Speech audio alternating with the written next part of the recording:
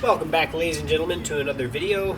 In this tutorial, I'm going to be putting on a hitch onto my 2012 Jeep Wrangler.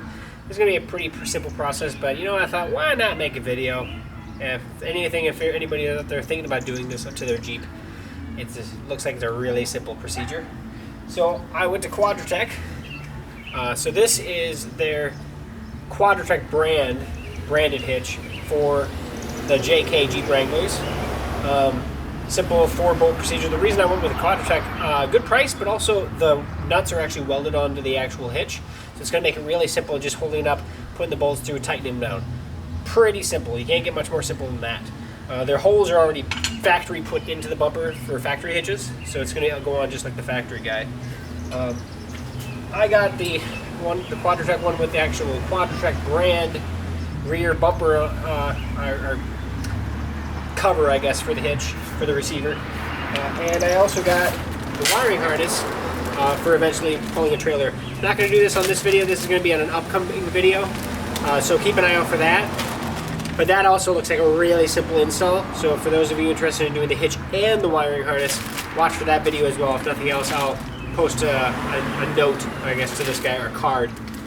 So, that said, this is the instruction procedure for the hitch. Pretty simple. Put it on, put the bolts through, and tighten the bolts to 80 foot-pounds per foot-pounds of torque to the actual bolt. So, what you're going to need on this 18mm socket, I just grabbed a socket because you don't have to use a socket, you just use your 18mm wrench. And then also a handy torque wrench, and you're going to want to go ahead and set this guy to 80 foot-pounds of torque, which I'm going to do right now, and set. And so that'll be, when I get all four of them down and tight, I'll go through with my torque wrench and tighten them to 80 foot-pounds torque. So I'm all set there, but let's go on underneath the Jeep and see what we're dealing with. So you can see there are 1, 2, 3, 4 factory bolt holes in the factory bumper already, or in the the factory frame of the bumper. They already have the notch put out here for where the receiver is going to actually go. So everything's ready from the factory. We're just going to go ahead and actually slide it up there, slide the bolts through, and tighten them down. I'm not going to be able to have enough hands to show you every bit of the way of this, but I'm going to actually put it up here and loosely put the bolts in and then show you that next. So I decided to go from a different angle to show you at least what it looks like while I'm doing this. And that way, if there's something I missed, you'll know about it, because I'm not going to cut. It's a little tight, which is not a bad thing. It's going to hold it up in place for me. In that case, if I can find a way to get one of these started, it'll hold it while I get the last one at least.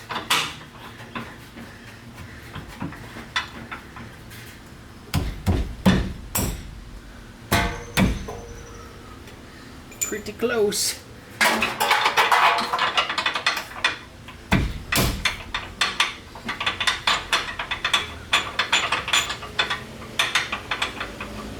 So you have to go that way for it. I would say probably a rubber mallet would be a good idea, because that would actually help getting it adjusted.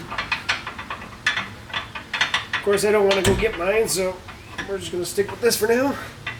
See if I can get it restarted here.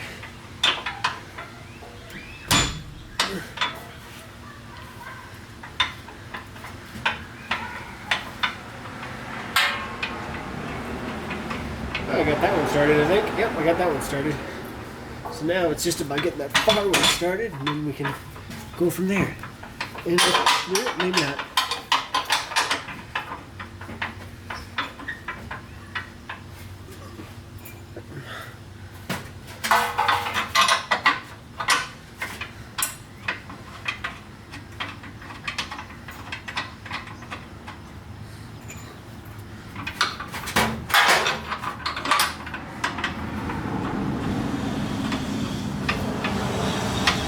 I've only got one that's kind of tight. The rest of these are going hand tight just fine.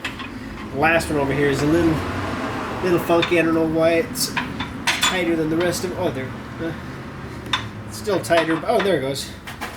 Alright, so I'll show you what it looks like here loose, and then we'll go from there. Obviously, I'm going to visually inspect this to make sure I'm on target here. You can see this right below my camera position there. But let's go underneath the Jeep. So you can see how I just have them all loosely on. Eventually, I'm going to be able to get the wrench in there. It's going to be a little bit. I'm going to want to get these as tight as I possibly can. The box wrench is probably going to be the easiest. You can see here where there's already a section of the bumper that's kind of cut out for the bolts to stick through, so because there's usually nuts up there, right? So you can feel that they're not hitting the bumper or anything. I'm already tight there. I'm going to get the rest of these all tightened and then crank them down with the standard wrench. Alright, so just taking my socket and tightening all the bolts down nice and tight.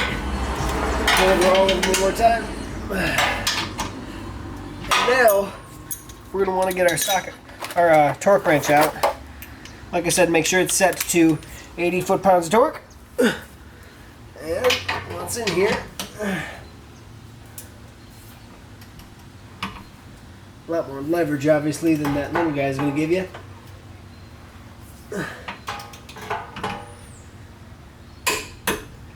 And one down.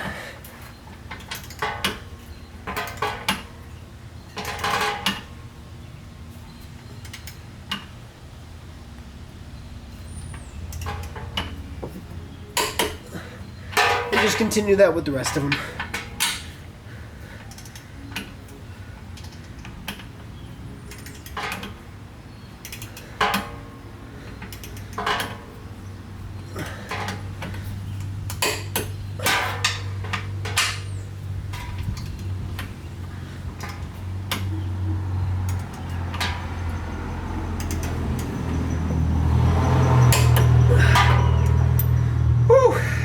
Crank down, all set to go.